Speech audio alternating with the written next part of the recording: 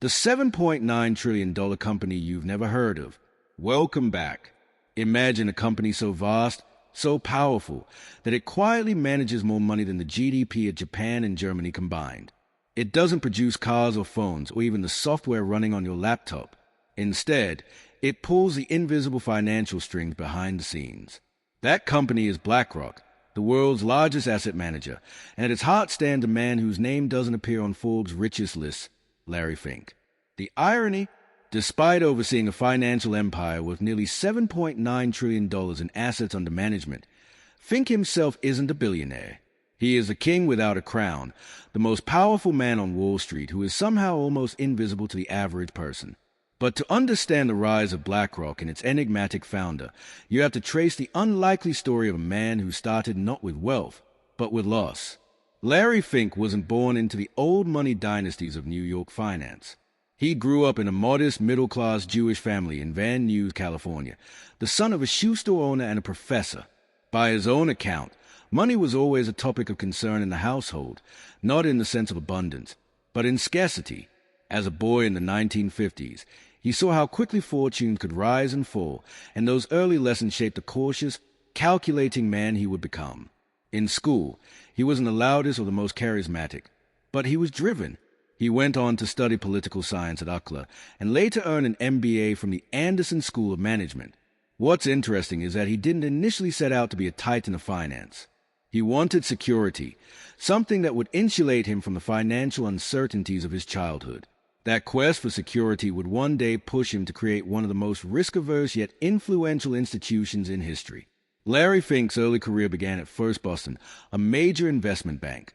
In the late 1970s, he was one of the rising stars of mortgage-backed securities, a then-novel financial product that bundled home loans into packages and sold them to investors. By his early 30s, he was running a division that made over $1 billion annually. He was a golden boy of Wall Street, with a reputation for innovative thinking. But in 1986, catastrophe struck. A miscalculation in interest rate predictions led to a $100 million loss. In the cold, unforgiving world of finance, that was enough to derail a career permanently. Larry Fink was humiliated. He wasn't fired outright, but his influence inside First Boston evaporated overnight. For many, that would have been the end. But here's where the story takes a sharp turn. Instead of running from the failure, Fink studied it. He realized that the world of finance lacked proper systems for managing and understanding risk.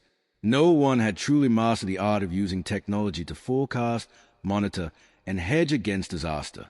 So he gathered a small team of like-minded outcasts and, in 1988, co-founded BlackRock. At the time, it was just a scrappy little firm with $5 million in seed money. Yet, Fink had one principle that would become the DNA of the company. Risk management wasn't just part of investing. It was the entire game. BlackRock's early days weren't glamorous.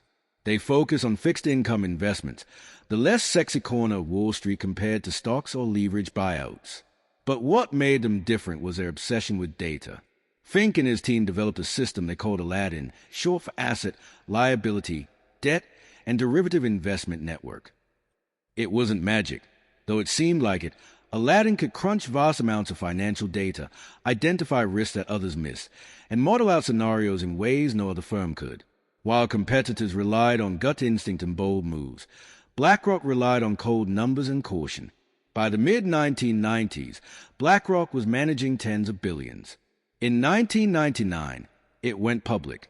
Then, the 2008 financial crisis hit, a disaster that destroyed Lehman Brothers, nearly brought down Goldman Sachs, and sent markets into free fall. And this is where Fink's obsession with risk turned into dominance. The U.S. government and the Federal Reserve turned to BlackRock to help clean up the mess. BlackRock wasn't just another Wall Street firm. It was the one with the tools to analyze toxic mortgage-backed securities and untangle the chaos.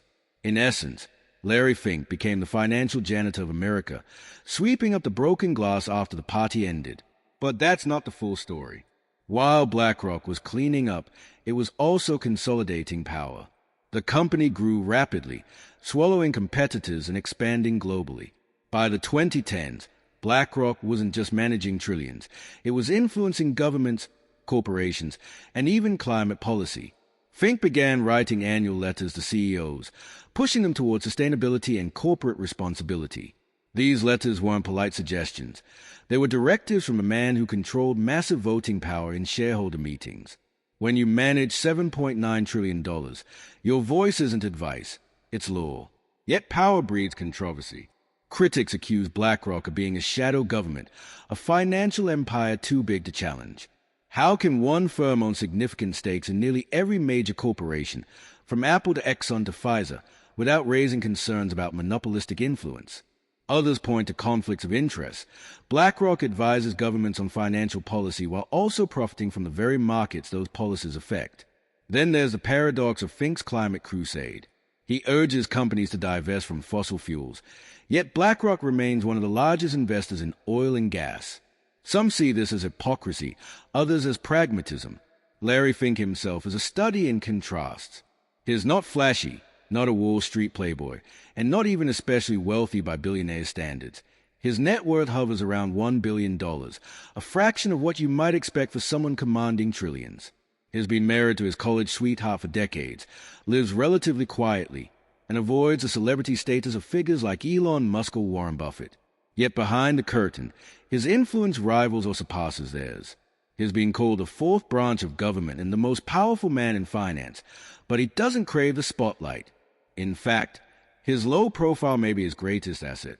By 2020, BlackRock had become a behemoth, its tentacles reaching into pensions, sovereign wealth funds, ETFs, and private equity. Its Aladdin system was monitoring trillions in assets across the globe. To put this in perspective, if BlackRock were a country, its assets would make it the third largest economy on Earth, behind only the US and China. That's the kind of scale that should be impossible for a single firm. And yet, here it was, quietly holding the world's money. The legacy of Larry Fink and BlackRock is complicated. On one hand, they professionalize risk management, help stabilize markets during crises, and champion ideas like sustainability at a scale no one else could. On the other hand, they concentrated unimaginable financial power into the hands of one man and one company, blurring the lines between private business and public governance. What motivates Larry Fink? Security, above all else. The boy from Van Nuys who watched financial instability haunt his family built a fortress of risk management so powerful it made him indispensable to the world economy. But in doing so, he created a paradox, a system designed to minimize risk that itself became a single point of global vulnerability. When I think about Larry Fink, I think about the cost of invisibility. He is both everywhere and nowhere, shaping the fates of corporations, workers, and governments without ever appearing on magazine covers next to tech billionaires. His story is a reminder that the most powerful people in the world aren't always the ones you see. They're the ones you don't. And maybe that's the most chilling part. Because if one man can wield that much influence while remaining largely unknown, what else is happening in the shadows of global finance? If you enjoyed this story, leave $1 in the comments, because in Larry Fink's world, money isn't just power. It's everything.